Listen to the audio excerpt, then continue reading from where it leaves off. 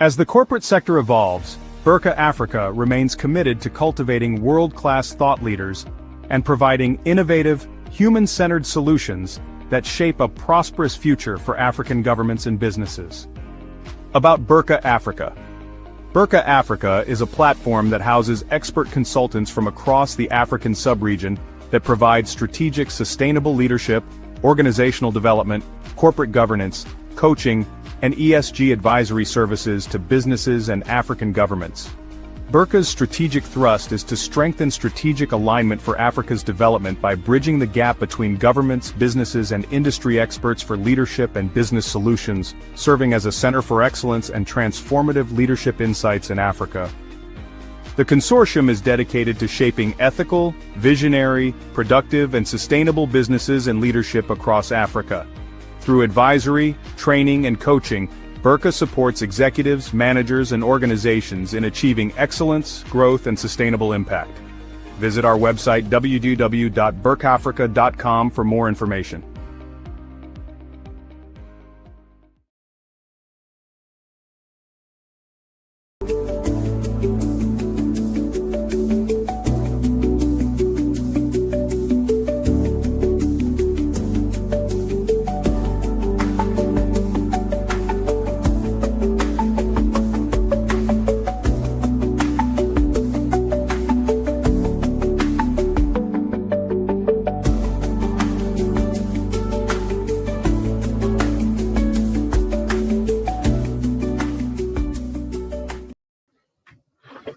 Hi everyone, good morning, good afternoon, good evening from wherever you're watching, and welcome to today's session. Today's session is going to be on from ideas to impact, launching your first initiative. In fact, I'm really excited about this very important topic because we have so many people that have ideas, especially the youth, having so many interesting, crazy ideas. However, it's just lying, wherever they are not able to bring that idea to impact. So I'm also really looking forward to this discussion. Today's session is organized by Berkha Africa in partnership with Center for African Conflict and Development, CACD. So, as I said earlier, I'm going to just give a brief introduction to this topic.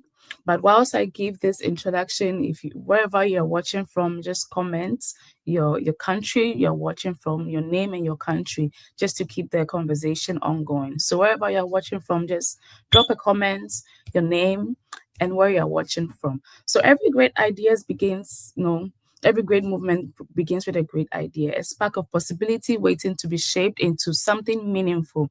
And for many young leaders, the challenge lies not in the ideas. There are so many ideas, as I said earlier, but the challenge is in knowing how to transform them into actions that create real impacts. So this session is designed to guide young people through the journey of turning their purpose-driven ideas into structured, result-oriented projects, and it explores the essential steps of initiative development, from identifying a need, setting a goal, and mobilizing the resources they need to build partnership and measuring the success. So through this interactive session today, you're going to have real-life examples, because the speakers we have today, they are entrepreneurs that have turned their ideas into impact. And we're also going to have coach-based exercise. Participants will learn how to design initiatives that only does not have feasible, but also sustainable.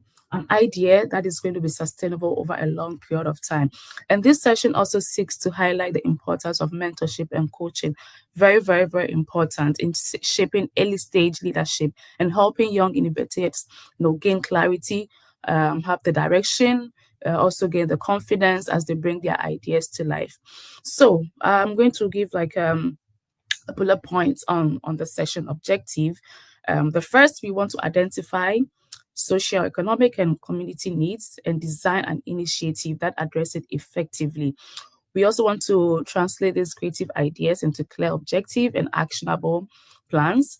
We also want to understand the basic principles, of project planning, resource mobilization. Of course, you need some money to turn your ideas into action, and also the execution of it. We also want to recognize the value of mentorship and coaching and guiding initiative development and sustaining the momentum.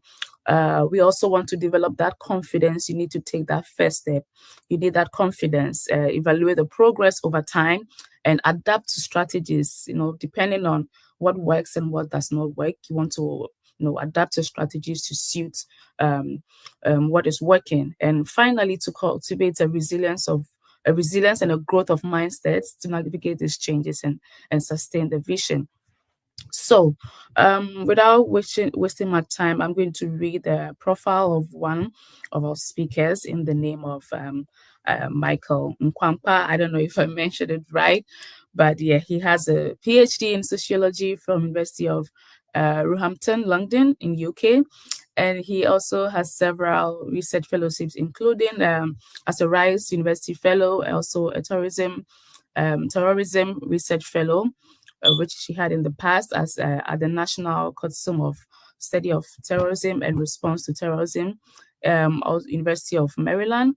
He's currently a fellow at the Royal United Service Institute for Defense and Security Studies and a research fellow at the Geneva-based Center on Armed Group.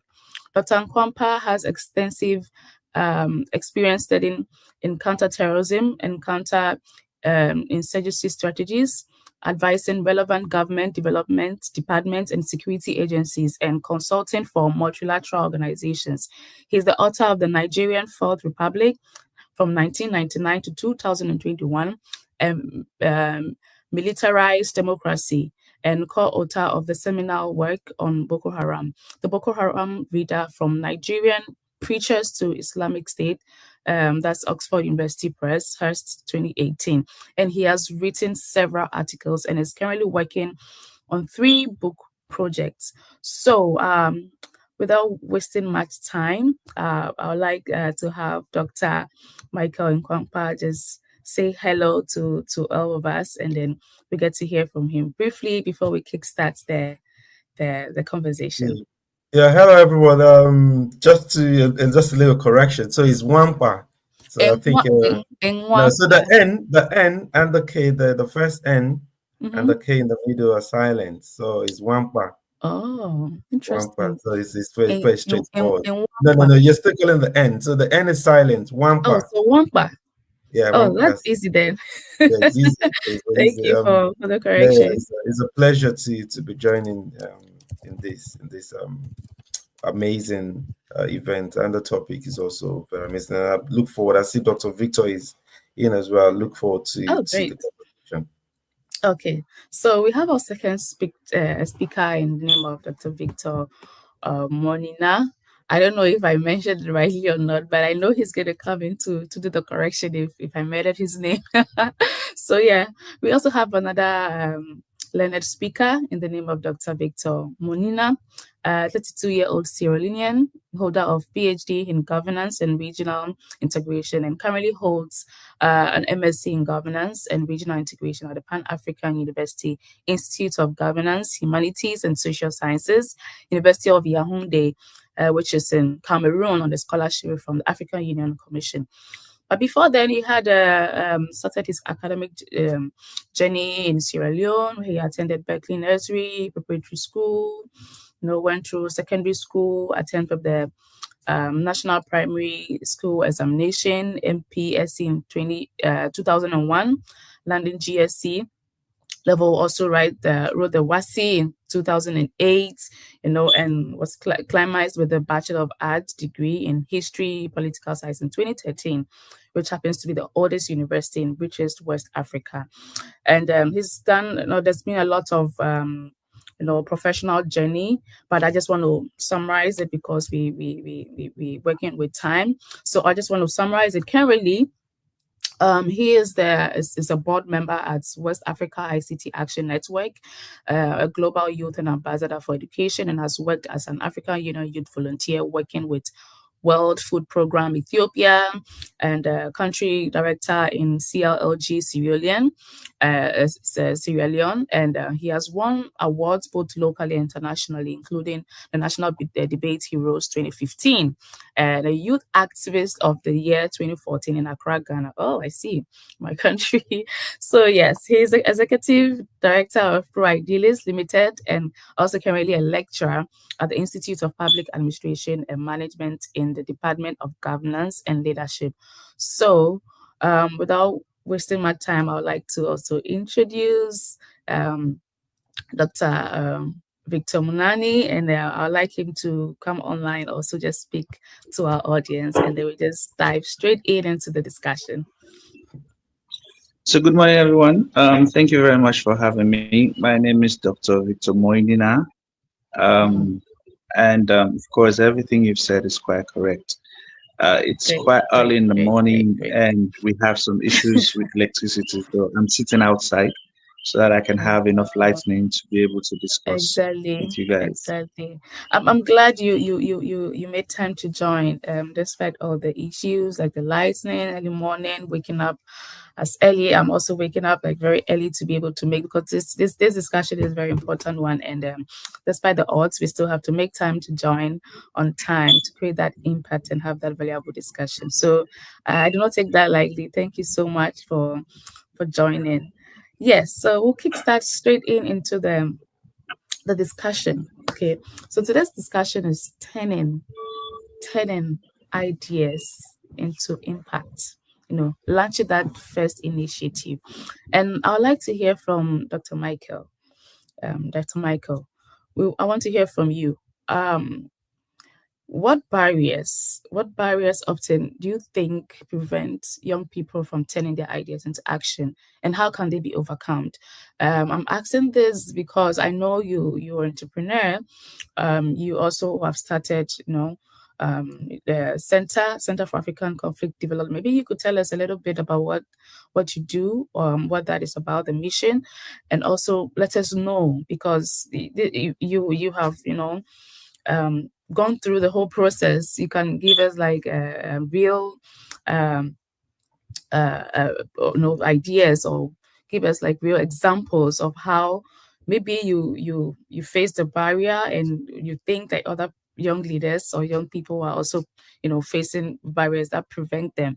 So we'd like to hear from you. What barriers do you think young people like us, we are all young, face in turning their ideas into action, and how can they be overcome? Yeah, thank you very much, Emefa. Basically, when we talk about barriers or things, stumbling block, we could look at it from two perspectives. So you can look at from your person as a person, the limitations, things that limit you. You can look at your environment as well. So from the person, it could be your personal circumstances. It could be a stumbling block. So it could be your skill sets. Maybe it could also be your capabilities, maybe things that are internal to you. And then from the environment, we're talking about, let's say, for instance, you're in a place like Dr. Monina was saying, where there's power outage, where there's no light for days and everything. And you're going to compete with someone that, let's say, is in New York, where there's 24 hours light. So you're already at a disadvantage. And then again, it could also be the circumstances of your birth. So let's say you're giving birth by the billionaire, by Bill Gates, and you're giving birth to another person that has no. But I'm saying these are real barriers, but they are not barriers. So and I'll give an experience. Like if I look at my journey from where I've come to here, sometimes it's just sheer determination. Most of us are not born with silver spoon. Neither did we grow up in an environment that is conducive. We grew up in very, very limited environment, but shared determination. So you, number one, I would say, can be barrier to yourself when you when you look at your environment or look at and then believe that there is no way out. So it's hope. So and then from without standing too religious, when the Bible says if you have faith as small as the mustard seed, you can move the mountain. So is again having a small, when you just look at and look beyond your constraints and just start from like, yes, I can do this. This is what I want to do. It's just start from there, from the imagination. So overcoming it, you have to come with imagination and say, no matter what you want to do in this, everything we have in this life, whether it be the bulb, the lights, everything, the car, the aeroplane, it starts from an imagination. Someone imagined it.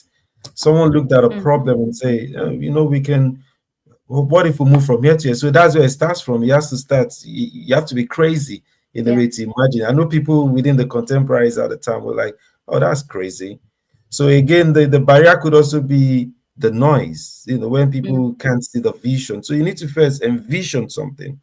So for me, I kind of like self-motivated. I didn't let my so I know we'll get into it as we move on, be able to give some examples of the difficulties I personally faced and how I was able to get into. But I'm just giving a summary of like a concept wise of how I did. It's like I need to envision something. And then again, the greatest barrier could also be people that you love, your family, because they're looking at you, they understand the constraint, and then you're dreaming this dream. You're like Joseph, and your brothers and stuff looking at like, what is this dream you're dreaming? Can you not see? So you need to be able to see the vision first. Like for me to just conclude so that come back is before I do anything, I see the end. I need to envision and see where I'm going to. But how I'll get there, maybe I don't know, but I need to see the end. So I think for young people is also not being able to see the end. I've had a guy that is very smart, but for over 10 years I've known him, he's come to me with several ideas. So he goes with it, say, oh, this is where he's making, is this field. He goes there, then within the next 2 months, he comes back and he tells me, oh, I've changed, this is what I want to do, because he has not been able to see the end. He needs to sit down and see the end in whatever you want to do, and then pursue it to there, because you've already seen the end. So you're not dissuaded by whatever something was to face. So it's about the main thing. If nothing you take away from this, you must see the end of whatever it is you're envisioning. You must see that. It's just like an architect. Before you start the building, you draw that beautiful 3D. You must have it. You must have it. So that's what I'll say. Thank you so much. So you need to see the end from the beginning. You need to see the end from the beginning. And some few words or some takeaways I will take is that to overcome it, one of the barriers could be the environment that you find yourself in, the environment. But that is not really, really like a barrier. You can still overcome it. You need to have that imagination. You need to have the faith and be self-motivated to carry yourself along, because that is what is going to keep you going. And you need to see the end from the beginning. Before I move to my next speaker, I'll just go into the comment sections. Let's see where people are joining from. I'll also introduce myself briefly. So I see Mavis joining from Ghana. Good morning. Good morning, Mavis. We're happy to have you on this call and join this discussion. I also introduce myself briefly. I'm MF Adria. I'm an HR analyst currently with UNDP, based in New York, and I'm happy to be your moderator for today. So we're going to move to our next speaker, Dr. Victor. So Dr. Victor, it's a question. Do you think coaching and mentorship can accelerate the process of launching and sustaining one's initiative? If yes, we'd like to hear from you. And if no, we want to hear from you as well. Coaching and mentorship, can it accelerate the process of launching one's idea? Thank you very much. Let me build on the foundation laid by Dr. Michael. We all have ideas that we are born with. Everybody has something that he can offer. And one thing I've noticed over the years is that in Africa, we have quite a huge chunk of ideas that are embedded in people. based on the fact that we come from different backgrounds. So Mm-hmm. for one, I started off an NGO called Forum for the Development of Young People way back in 2011. I was a student at the university then. I started off with a friend who called the organization, we are the World Charity Organization then. Her idea was, I want to help the less privileged in society. I want to see how best they could have facilities that we have. We are fortunate to go to a private school, and some of us were fortunate to be in the university then. But we looked at society and we saw our friends, they were like, most of them were looking out and clamoring for opportunities to be like us or to get to higher university like us. And that was what started our work and our foundation. Today, we do not do just the charity work. We do a lot of other research things, and we've come to meet with so many institutions, so many people, and we've just expanded from there. So, just like Dr. Michael was saying, you have to be focused on what you want to do. I want to make a change in the world. And making a change in the world requires certain skill sets, requires certain amounts of finances, requires certain amounts of exposure. Like in Sierra Leone now, most like last night I was discussing with a radio presenter and she said, one thing we appreciate and admire about you is that you are versatile. If we come to entertainment, you speak a lot about entertainment. If you talk about governance issues, you speak a lot about governance. If you talk about family life, if you talk about young people's life, I speak a lot about that. That didn't come overnight. It was built up by years of experience and having so many things at your disposal that sometimes you use that experience to educate and to make other people understand what you really want. So, to the young people right here on this program, I just want you to understand that there are certain things that you want to do now that you might not be ready for. Probably you don't have the experience to do it. Probably you don't have the disposal of finances at your disposal to do it. Probably you don't even have the connections to do it.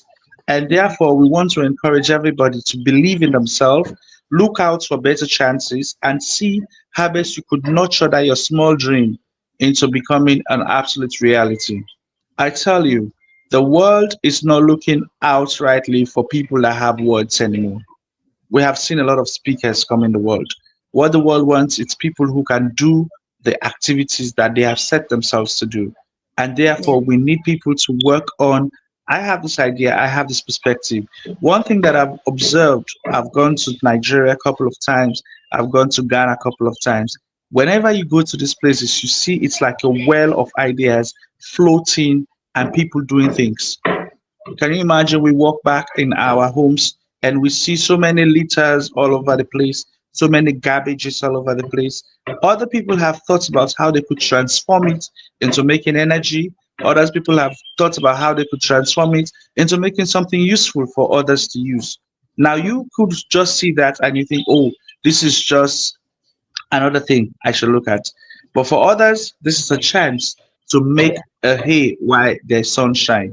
And therefore, we're encouraging everybody look out for those things that you think have not been done and challenge yourself that A, B, and C is what I want to do, and this is how I'm going to do it at this point in time. Great, great, great, great. So, yeah, thank you so much for that. So it's also not about just having that ideas. There's so many ideas, but probably maybe one is not ready. It could be finances, it could be the connections, it could be the experience. And so, yeah, it will take time. It will take time, and people are now looking for action. Doing the activity, which Dr. Victor just mentioned. But I also want to come back to the mentorship and coaching. Does that accelerate changing one ideas into action or bringing it into reality? Because what really happens is this. If you don't have the right people to guide you as to what you want to achieve, you might not get it. So let's say, for instance, I have been into education for a while. I've also been into social work. I've been into so many things. And you are just starting now. Who is that person that is going to guide your work so that you can achieve results easier. It's the mentor or the coach. But in Africa, we have a problem. Most times when people come to you for coaching and mentorship, it's like you have adopted another child. Most of them come and they start asking you about finances directly without even asking about how you're going to have the ideas nurtured and shaped into something else. Some of your coaches do not even have the time to give you the resources you want at that point in time. It might be from your discussion that you can incubate an idea and make it to become something worthwhile.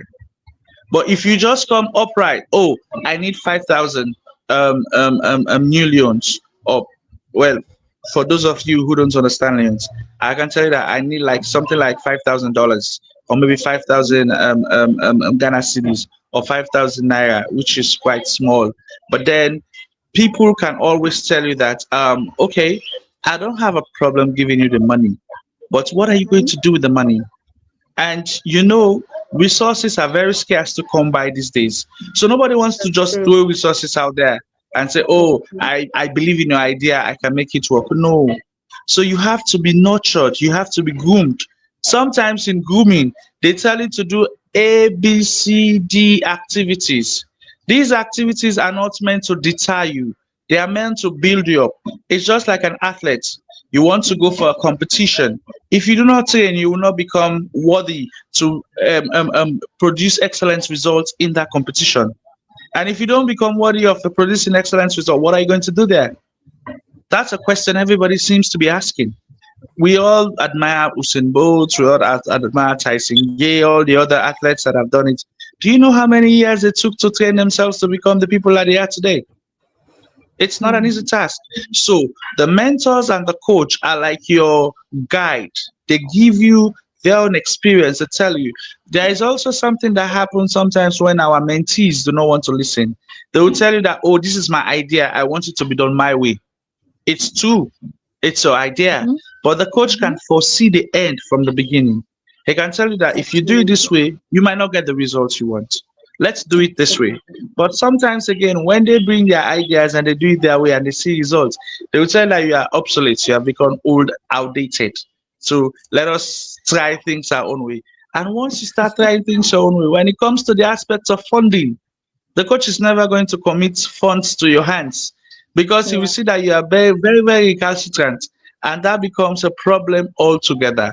So sometimes when you come for coaching and mentorship, you have to put yourself in a way where you're going to be humble enough to listen to the advices, even if they are wrong. Sometimes give them just the benefits of the doubt that this person has seen it before me. Probably this is a reason why. And then lovingly and carefully, you can now expound on how best you could improve on the ideas to make it better. Absolutely, absolutely. Thank you so much. Yes. I love the answers you gave. Right, spot on. So you need the right people to guide you. You really need the right people to guide you. And to my young leaders, when you are going to seek for a mentorship and going to seek for coaching, you need to be humble, first of all. And it's don't think of just going and then looking at coaching as a asking for money or asking for finances. So you need to be humble, and then it takes time. Some people think coaching is just like it takes a long time because someone or the mentor will have to coach you over time. And I feel like sometimes when young leaders go on seek for mentorship, when the mentors ask them to do something, they are not willing to. They're not willing to. And then if the mentor sees that flag, the person will not even be interested in supporting or helping because he sees that you're not listening, you're not humble, you're not taking instructions, you're not doing what he or she is asking you to do. And end of the day, you say probably there are no mentors or you're not finding no mentor to guide you. But the problem or the challenge is actually coming from you because you're not ready to learn, you're not ready to listen, and you're not ready to take um advices. So yes, we really need the mentorship. It's really going to accelerate your ideas. But you, the leader, or you, the idea holder, you need to be ready to take recommendations, take advices, and be humble enough to be able to go through this mentorship journey. Great. So back to Dr. Michael. Can you briefly tell us any practical steps that one can transform this just simple idea into structured?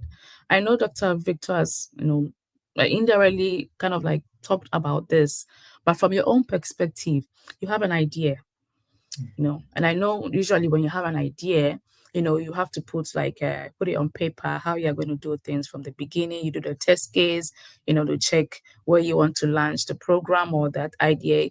You do a lot of feasibility studies, and sometimes you have to pitch your idea to people. And then maybe from the pitching, you get some funding to kickstart.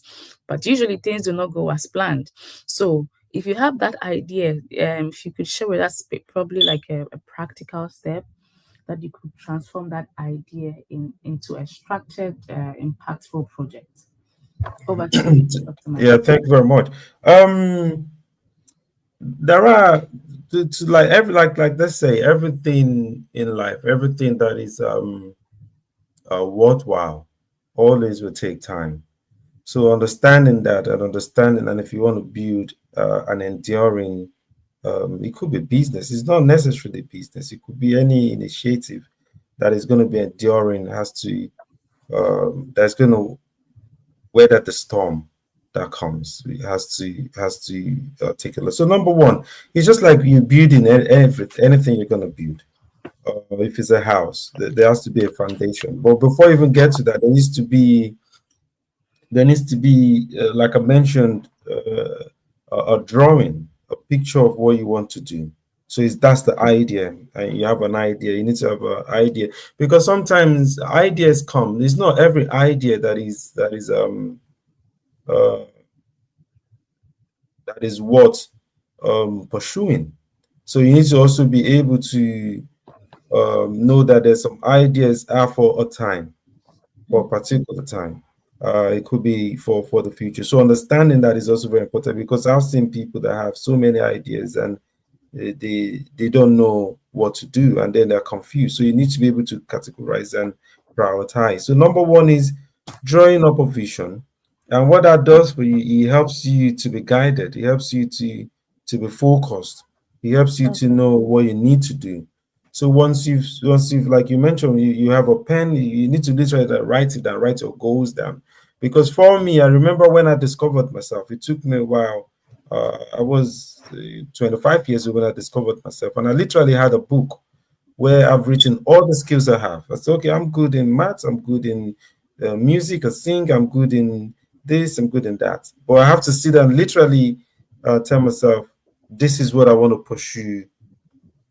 My journey. I can always do this. I can always do music, but even when I'm 60, 70, but this it's just like a footballer. You can't say you're for 50, you want to start big like Ronaldo. You have to be realistic. So Yeah. You need to know how to be able to categorize. Okay, let me be realistic. These are my skills, but this one I've got strength in this. So you need to do like a SWOT analysis of and be realistic to yourself. Be truthful to yourself. Yeah. So you do that, and then what then you do next after doing that is then taking. You need to learn to take baby steps. Baby steps are very, very important. Some people want to go from 0 to 100. They want to start big. You have an idea. You want to rent a big office. You want to be in the heights. They want to look. No, you need to start small. You need to use the barest minimum of resources. Sometimes you don't even need the money. You need to have people that, okay, you have an auntie, an uncle that has an office space. You want to use the bedroom. Sometimes you want to even use your living room. Start off from your living room, from your parents' living room. But you want to just make sure you're starting with the minimum resources. The whole effort should be in developing the idea. And sometimes the vision you have, you need to get more skills.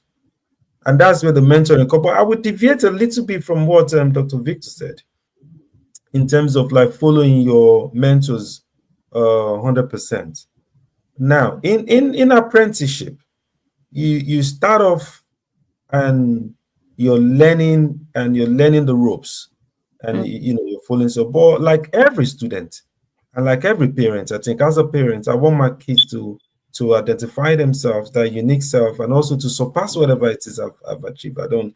So in learning the ropes, you also want them to maintain some sort of independence, some sort of authenticity, some sort of that thing. You look at Plato and Aristotle. They were students, but you go further than that. You're not challenging in a rebellious way, but you're expanding what your tip. But you need to first, like Dr. Victor said, I agree with that. You need to first have gained a certain level before you start beginning to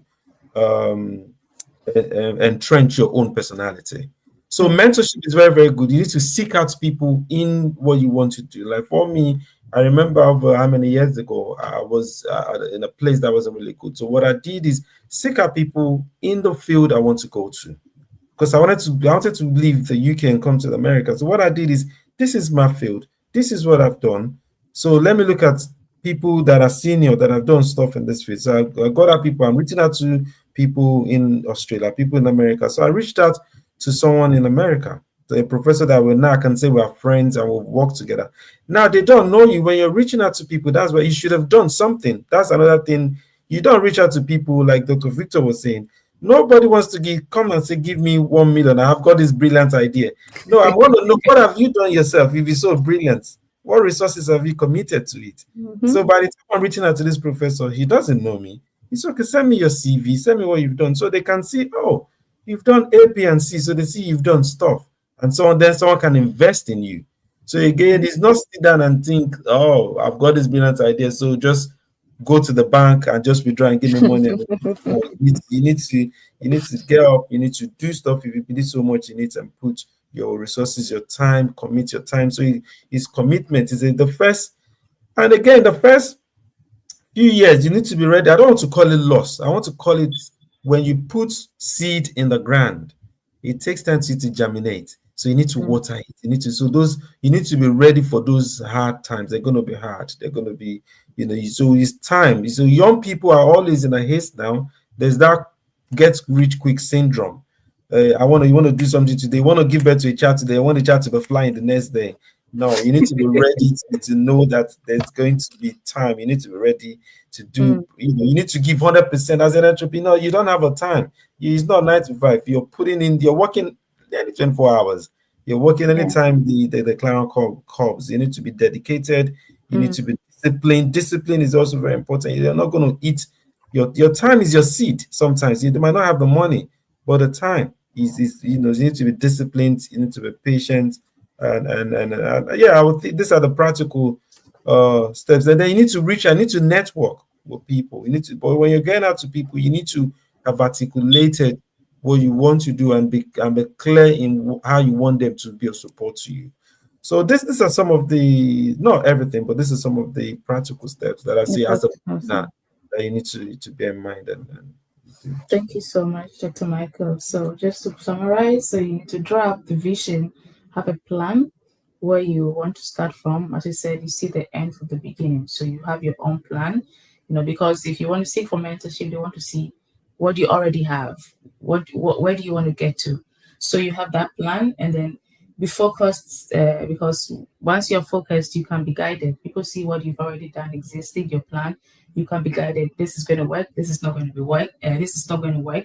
And then be disciplined and also build that network. Because sometimes in network, you go for these programs, you see people, you pitch your idea to them, and then they might be interested in supporting the vision or supporting whatever you've done so far. So yeah, these are practical steps. You draw the vision, be focused, and once you are focused, definitely you have people. You seek for mentorship and be guided. Take baby steps. Don't expect things to work out immediately. It takes time, and if you listen to every entrepreneur, there'll be like so many underground works, and one of the years, all of a sudden, things just boom, and then people get to know about them. But when they tell you how they started, you'd be surprised that all this underground work they have been doing for so many years, nobody knew about it. But once, just in the split of a second, it just booms and everybody gets to know about it. So just take those baby steps. Just be patient, be disciplined, build your network, and with consistency and with determination, it will definitely pay off. It will definitely pay off. Thank you so much for these practical steps. I would like to take this short break, maybe go into my comments and see if I have people joining. I see Francisca Asam. I don't know where you're joining from, but she says, good morning. Good morning, Francisca. If you are joining, please let us know your name and the country you are joining from. Let us know your name and the country you are joining from. So yes, thanks for joining, Francisca. We're happy to have you join us in this discussion. Yeah, we're going to go. So I'm just curious. There's a lot about partnership. This will be directed to Dr. Victor. Partnership. I know partnership is very key in strengthening your ideas. Maybe you have 2 or 3 people coming in, and then they maybe put their finances together, or they come with different backgrounds, expertise. They come together, and then it makes the idea more stronger. But in the same way, I've also heard stories that partnerships didn't really go well, and it's rather breaks the idea, or there's so much confusion that everybody will have to go their way, and the idea and whatever they've built over the years just crumbles up. So partnership is key, but it's also very important who to have as a partner in your team. So I want to hear from Dr. Victor. How can leaders build partnership that will strengthen their initiative and not break it, and not crumble the idea? What kind of what should we look out for when we are seeking for partnership? Because I've heard so many stories that people pick partners, and you realize that at the end of the day, those were not the right partners to pick. There'll be issues, conflicts, and then everybody will have to go their way, and the idea just crumbles, and the money is wasted, and there's not been any impact. So what kind of what should we really look out for? Leaders should really look out for when they're seeking for partnership to strengthen their initiatives. So I'm going to take it from a very simple illustration. Yeah. You're a young person, you want to start up a business. Let's say you want to go into transport business. And you have the idea that I want my transport business to be in Sakomono, that's in Ghana, in Accra, Sakomono. You want to do a transportation business within that area. And you find out that within the area, most of the time, people only take tour, people take taxi. Very few people take bikes because of they're scared that they might fall on the way. We have this one that is all over the place now. It's called keke. That's a tricycle. You want to start all of these things, but you don't have the resources. You decide to go to maybe a businessman within the area who you believes have the resources, but do not have the ideas for the work that you want to do. After discussing with the businessman, he obliged that I'm going to give you the resources you want, but I want to have a percentage of your profit every week to be paid to me for a certain amount of months. Okay. And you faithfully try to pay your money upfront every week. But it comes to a point whereby circumstances happen where you don't have probably the tricycle that you're using break down, or maybe you have an accident or something happens. How do you go back to the person to tell the person that, oh, I am unable to pay this money because eventuality has happened. I had an accident, the tricycle is not even in operation. How do I go about it? That is where the idea of partnership comes in. You don't go for a partner because you want money. You go for a partner because you think they align with the ideas that you have. Dr. Michael reiterated on this quite often when he was speaking just now. He said that most of the time you might not need money. It's true. Some ideas that you have do not need money to start. Some need a lot of capital to start. So if you build a partnership based on equity, on trust, on leveraging the ideas from the perspective that We are a team. We can build this together. We can make it work. If there is profits, we share the profits. If there is losses, we share the losses. It helps better than you just taking the money from somebody and eventually the thing happens that you are unable to pay the money again. So when you go into partnership, look out for a partner that can help to develop what you want to actually bring on board. Some partners will tell you, I am not going to take money. Like for me, I have given some seed funds to some institutions to work. And at the end of the day, when they come back with the profits, I tell them, I don't want the profits for now. I want to reinvest it into something else. Why? I am looking at the foreseeable future that if that thing beaks or become a groundbreaking idea, what am I going to tap into? Is it that they will only say, oh, this was the man who gave us the finances to start, or this was somebody that was there from the starting? Because once you start growing, you're going to look out for more opportunities to expand. And in looking out for more opportunities to expand, those resources you are asking for now might just be a tip of the iceberg. You might want more money than what you're asking for now. And the person might not be in a position to give you. Sometimes they would want to leverage things for you, but then they will tell you that you've taken this amount of money and I've not seen the impact out of it. So why should I give you this amount of money now? And then you can't even leverage on the relationship that you've built over the years for that particular work. So when you want to do partnership, leverage on equity, leverage on ideas, leverage on how best you could be able to think as a unit rather than as individuals. When I say think as a unit, it means that you're going to think as one. I want to do a business with you sitting here in the studio. What's your idea about this business? What's my idea about this business? We now come to the table, think about it, and see how best we could move the idea forward. Some people think of partnership only with their spouses. You're a man, you want to go into a business with your wife. It's all good and very nice. What happens when the relationship fails? What happens when you say, I am not interested in having a home with you anymore? I want a divorce. Is the business also going to divorce? This is something you should think about. So when you're building partnership, build on partnership based on equal ideas, shared beliefs, shared trust. And most time I often tell people, it is better to build a partnership with someone that is not your relative than someone that is your relative. Your relative can always tell you that there is a limitation. I don't believe in this dream that you're doing.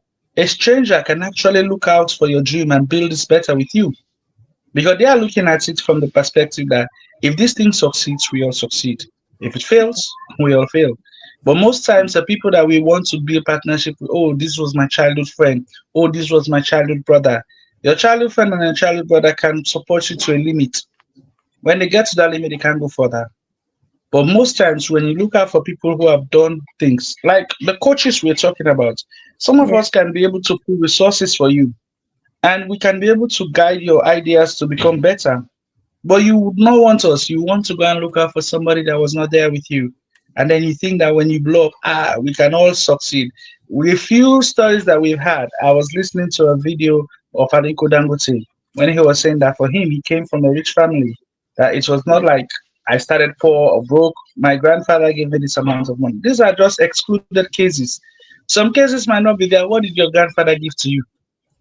Sometimes they gave us debts and they made us inherit things that we're not proud of. So look out for people that can build you in equity. Look out for people that you can all work together to ensure that that dream becomes a reality. Thank you. This is just spot on. So go for a partner because they align with your idea and not just because of the money. And when you're seeking for partnership, you need to leverage on equity and leverage on ideas, and think of it as a unit rather than as an individual. This is the key statement I took from Dr. Victor. And this is something that I believe all my listeners or those joining from wherever you should take with you, because partnership is key. It can be success. Sometimes it doesn't go well, as I said earlier. But if you take this advice, I think this partnership is going to accelerate your ideas into a sustainable impact. So We have just 10 minutes to wrap up, and I would like to take my last words from each of the speakers. And I'm starting with Dr. Mike. So I would like to ask Dr. Mike your last words on how people can stay motivated when they face obstacles, or probably not that you're facing obstacles, but you already mentioned something like that, because you take baby steps, and the way maybe one person will want to have, the ideas booming is not happening that way, or probably there's like extremely or excessive slow progress. What should we do to stay motivated? You've already talked about, um having like that self motivation. Maybe that could also help, but for how long can someone have that self motivation? Maybe the person will also need someone to motivate, not to add up to that self motivation. So when someone or a leader or a business entrepreneur is seeing extremely slow progress, or there's an obstacle, what can they do in addition to the self motivation? What can they do in addition to the determination so they can stay motivated to the end?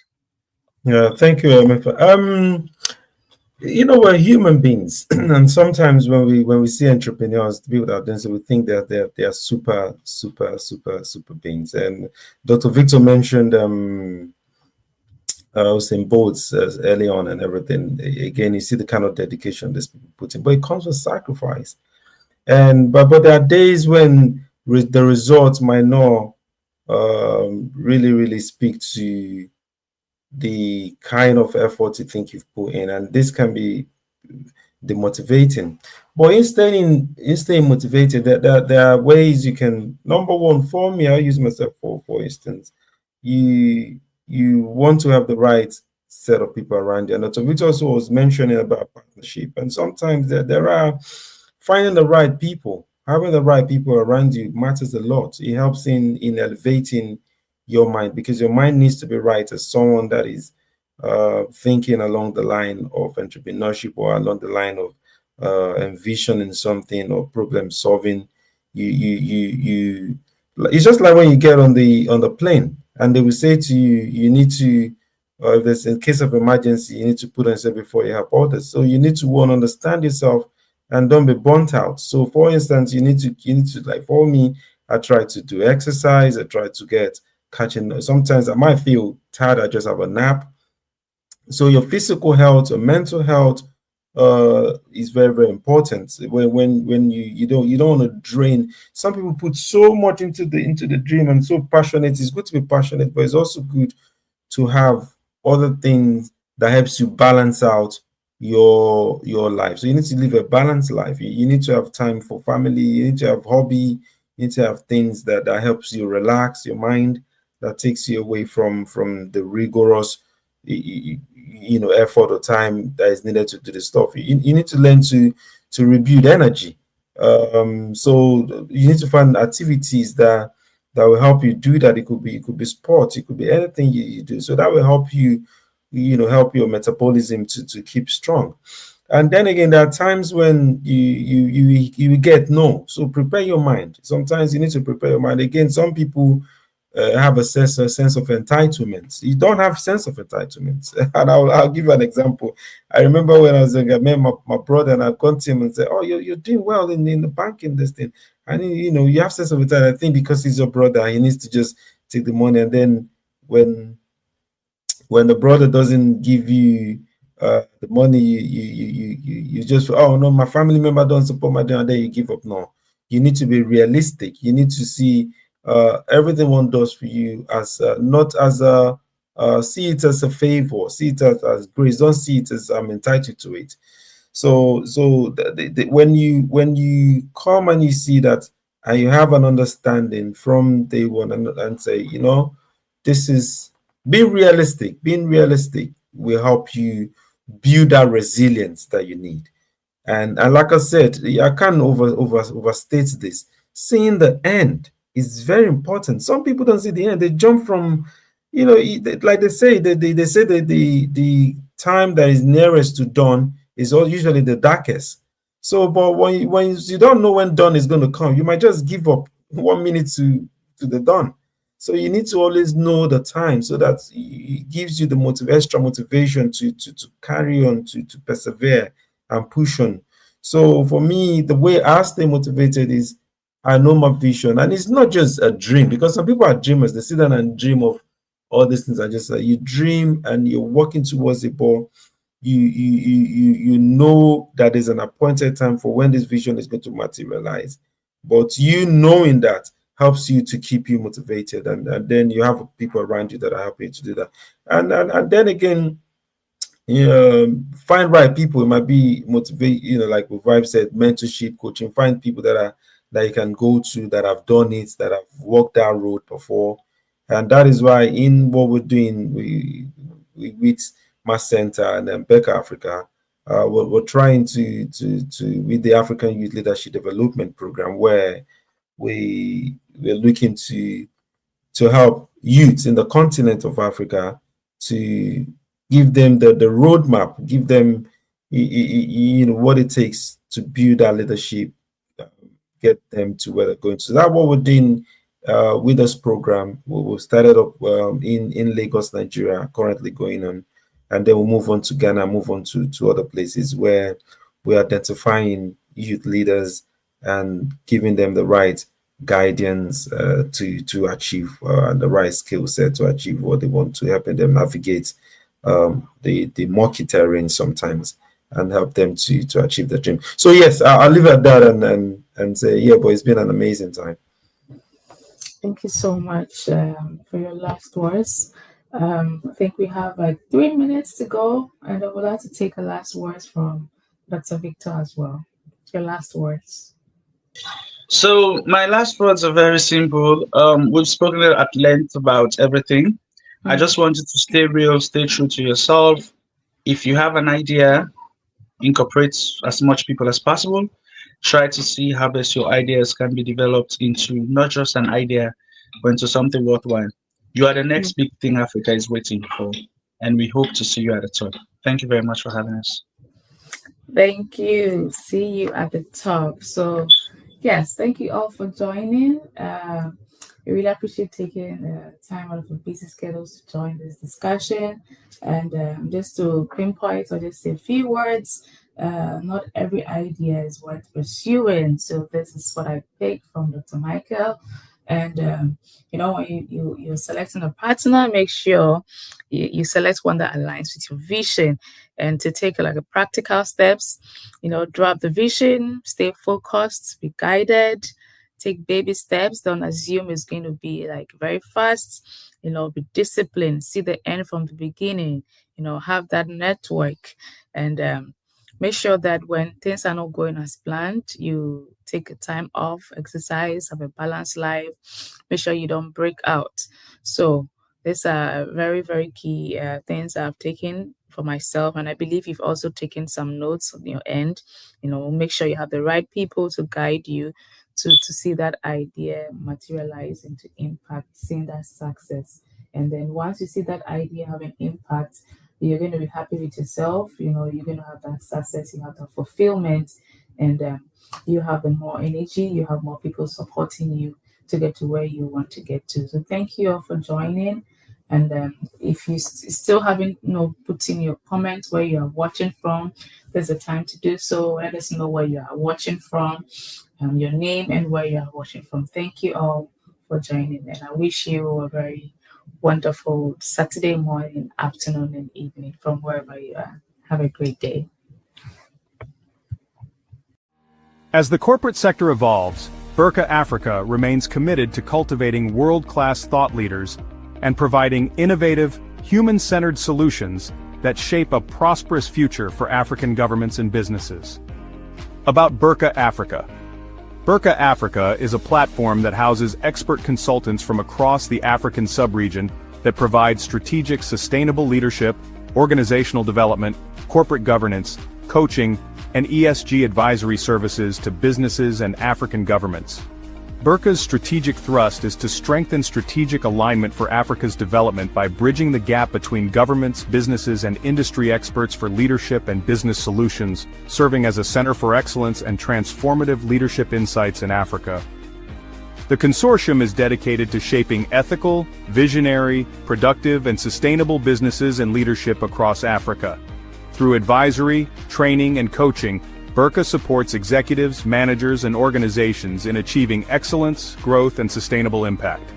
Visit our website www.berkhafrica.com for more information.